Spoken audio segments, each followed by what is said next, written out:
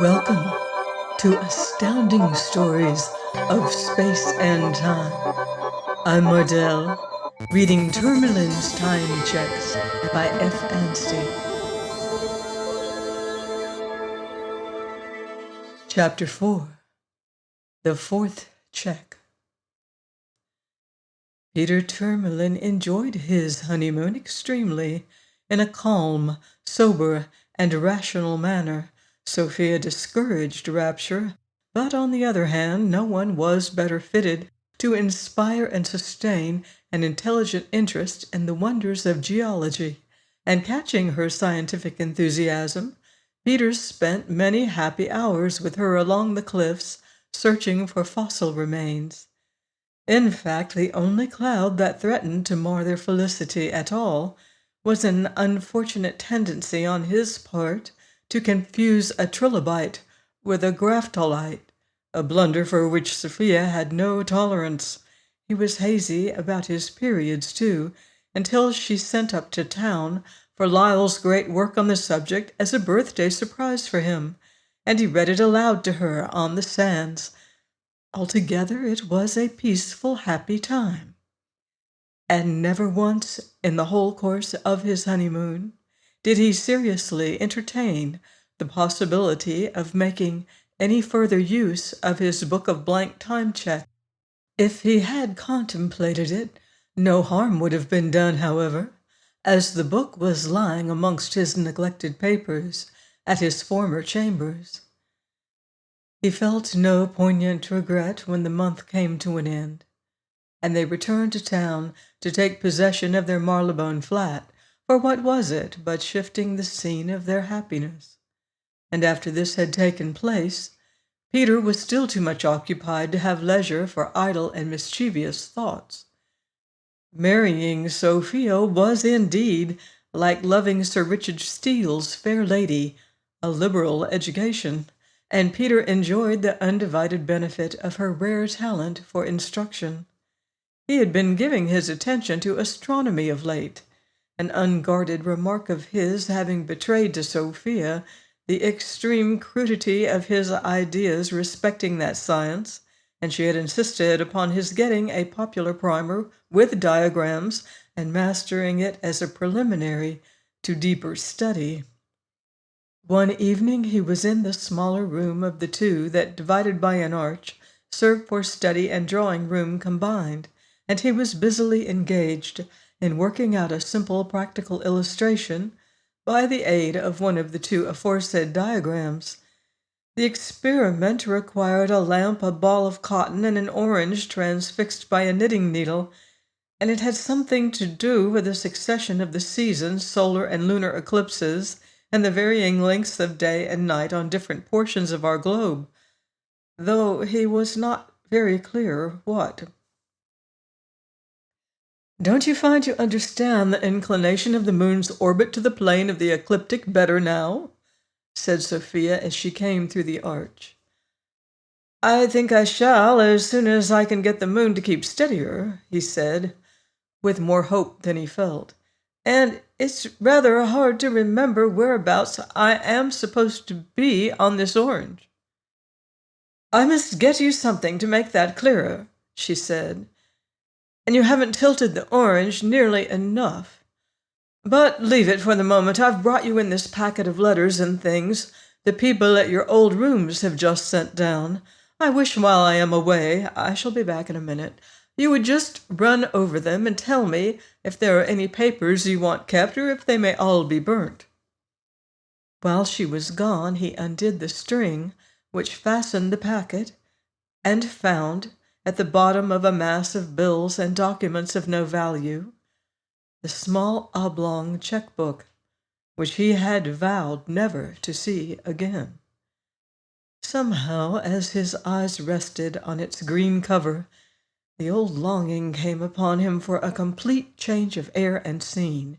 He felt as if he must get away from that orange.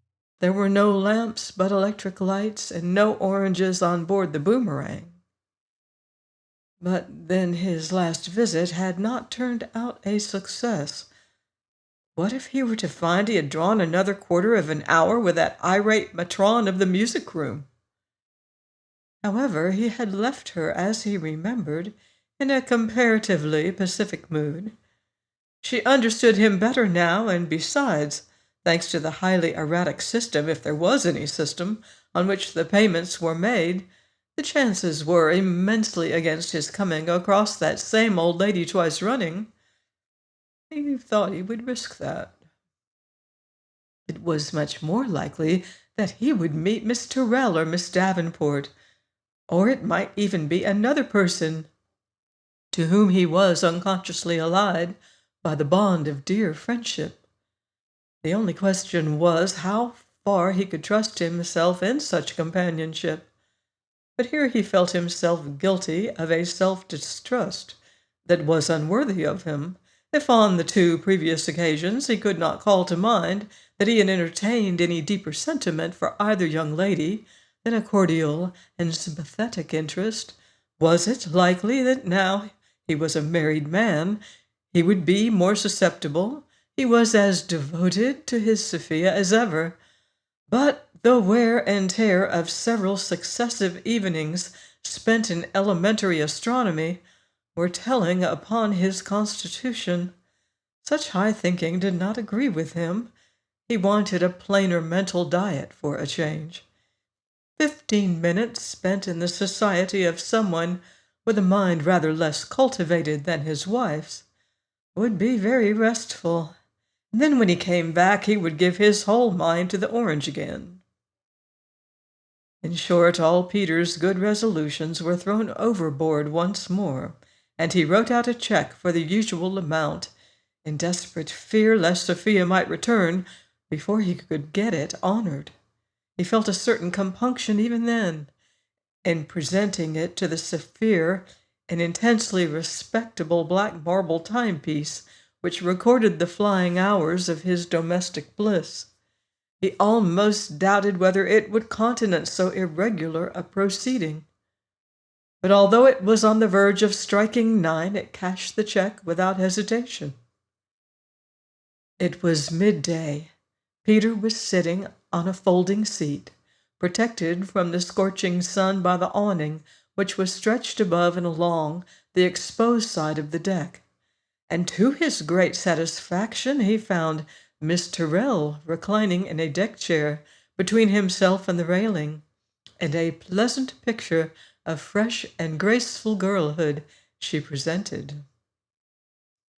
As usual, he was not in time for the beginning of the conversation, for she was evidently commenting upon something he had said. "How delightful it sounds," she was saying, "and what a free, unfettered kind of life yours must be, Mr. Tourmalin, from your description." Now this was awkward, because he must have been giving her an airy description of his existence as the bachelor and butterfly he had ceased to be. He answered guardedly, awaiting his opportunity to lead up to a disclosure of the change in his circumstances since they had last met. "It is pleasant enough," he said, "a little dull at times, perhaps," he added, thinking of the orange. She laughed. "Oh, you mustn't expect me to pity you," she said. "I don't believe you need ever be dull, unless you choose. There must always be friends who are glad to see you." "I am glad to think," said Peter, "that when I do feel dull, I have at least one friend, one dear friend, from whom I may count upon a welcome." He accompanied this speech with such a look that she could not well pretend to mistake his meaning, and the next moment he regretted it, for he saw he had gone too far. "That is a very pretty speech," she said with a faint flush, "but isn't it a little premature, Mr. Tourmalin, considering that we have scarcely known one another 2 days?" For the moment Peter had forgotten the want of consecutiveness of these eccentric time checks. This interview should by rights have preceded the first he had had with her. He felt annoyed with himself and still more with the unbusinesslike behavior of the bank. "I was anticipating, perhaps," he said, "but I assure you that we shall certainly be friends. I may even go so far as to say dear friends sooner or later. You see if I am not right." Miss Tyrrell smiled. "Are you sure?" she said with her eyes demurely lowered. "Are you sure that there is nobody who might object to our being on quite such intimate terms as that?" Peter started. Could she have possibly guessed? And how much did she know?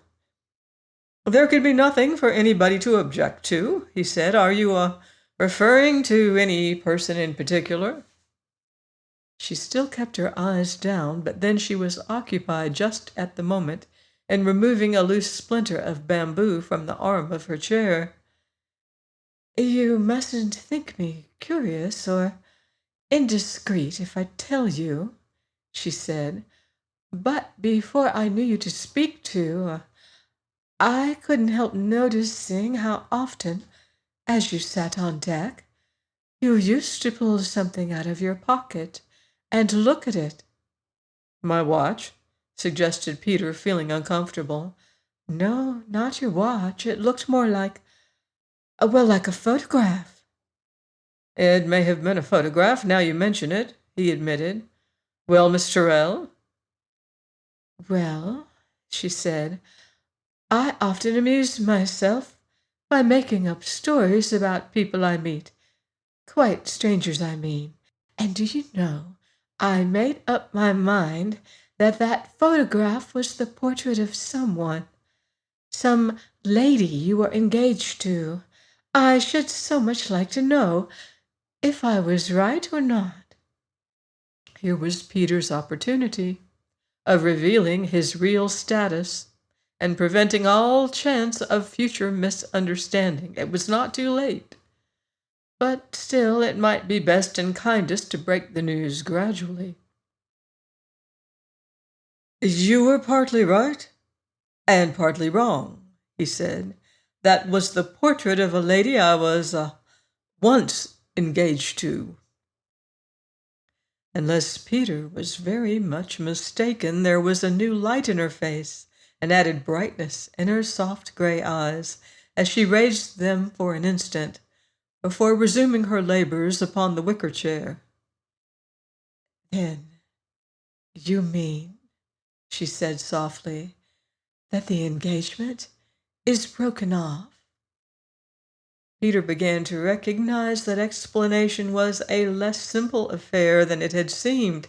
If he said that he was no longer engaged but married to the original of that photograph, she would naturally want to know why he had just led her to believe, as he must have done, that he was still a careless and unattached bachelor. She would ask when and where he was married.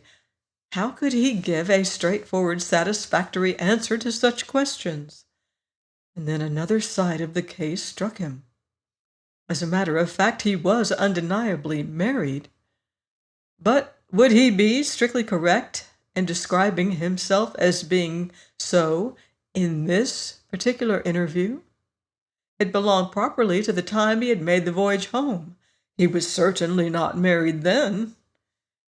In the difficulty he was in, he thought it best to go on telling the truth until it became absolutely impossible, and then fall back on invention.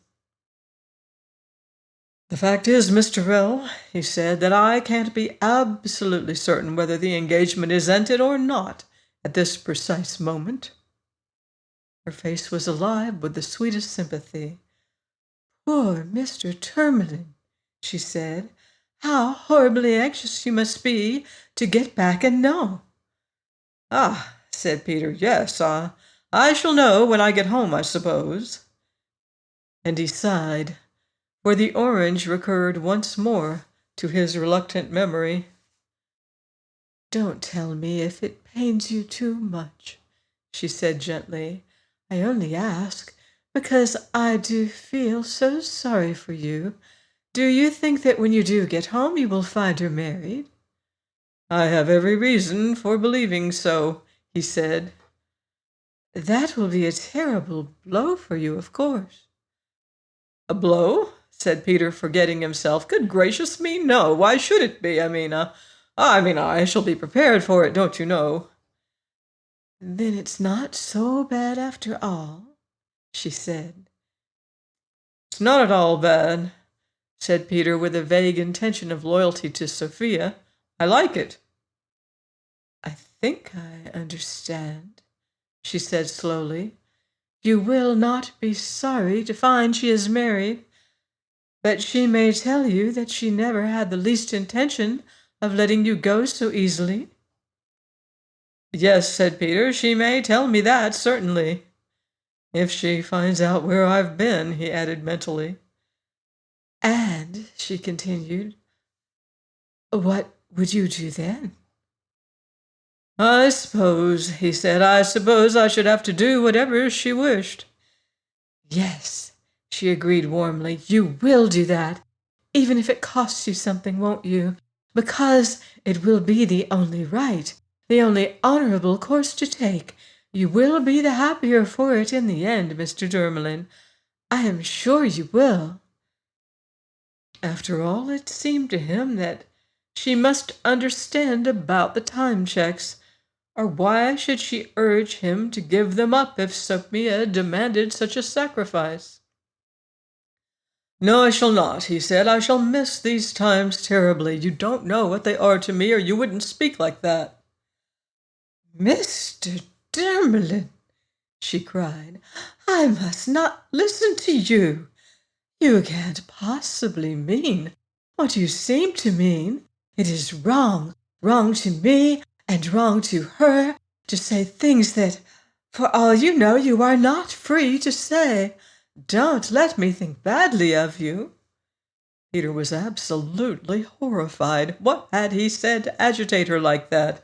He had merely meant to express the pleasure he found in these brief and stolen visits to the Boomerang, and she had misconstrued him like this.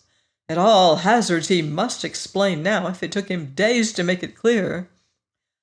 "My dear Miss Tyrrell," he protested earnestly, "you quite misunderstood me. You did indeed. Pray be calm, and I will endeavor to make my position a little clearer than I'm afraid I have done. The worst of it is," he added, "that the whole thing has got into such a muddle that, for the life of me, I can't exactly make out what my position is at the present moment." "You can if you will only recollect that you are this morning pin," said a familiar voice, and with the abruptness characteristic of the time-check system, he was back in his study, staring at the ground-glass globe of the lamp and the transfixed orange. The clock behind him was striking 9, and Sophia was offering him a pin with a big black head.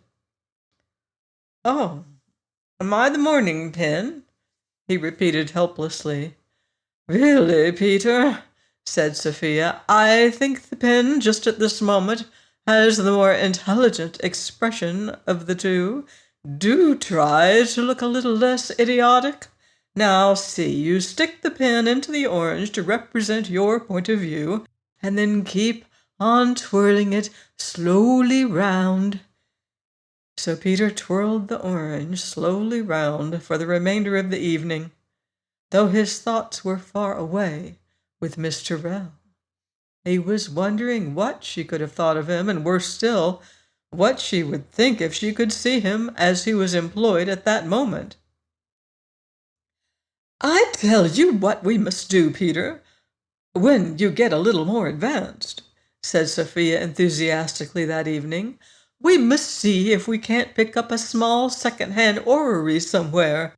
It would be so nice to have one." "Oh, delightful," he said absently. He was not very clear as to what an orrery was, unless it was the dusty machine that was worked with handles at sundry assembly-room lectures he had attended in early youth. But of one thing he felt grimly certain, that it was something which would render it necessary to draw more time checks. Join me next week for another installment of Tourmalin's Time Checks by F. Anstey, here on Astounding Stories of Space and Time.